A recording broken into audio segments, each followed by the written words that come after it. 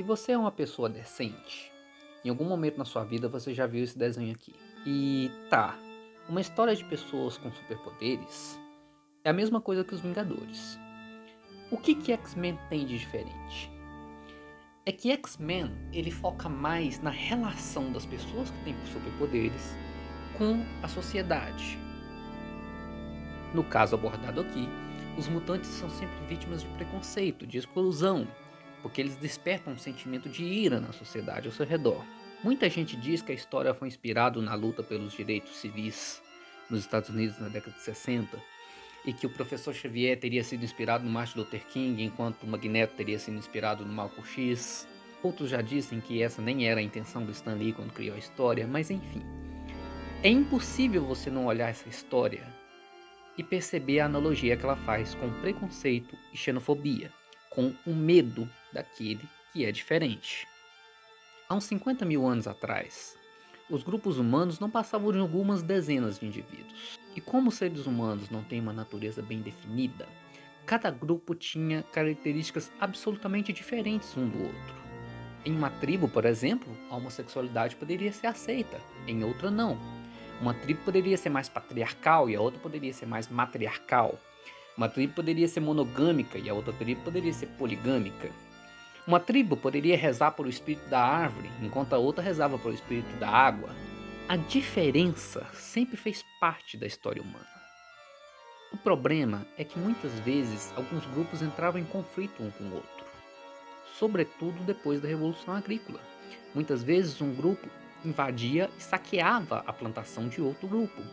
Logo, você prestar atenção no outro grupo e desconfiar do outro era uma estratégia de sobrevivência.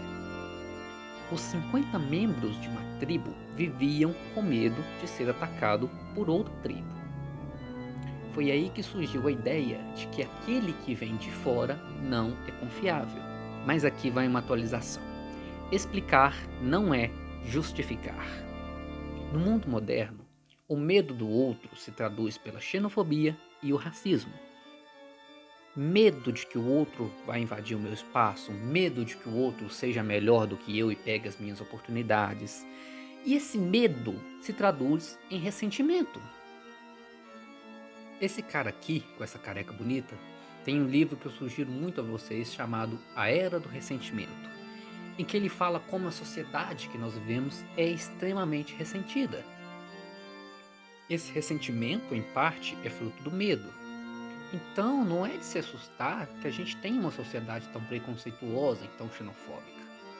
Para quem gosta de argumentar que estrangeiros entram num país e acabam roubando o emprego da população local, e eu não vou entrar muito por esse lado porque eu não entendo quase nada de economia, mas vale lembrar que para o liberalismo, a economia não é como um bolo, que à medida que você divide entre várias pessoas, ele vai ficando cada vez menor, e quanto mais pessoas, menor será a fatia para cada um.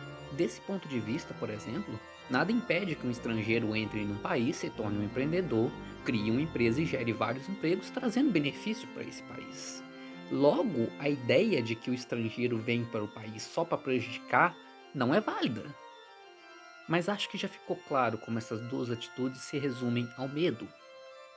Já está na hora de percebermos que na vida moderna o mundo é uma aldeia global. Não existe mais eu e eles. Somos nós.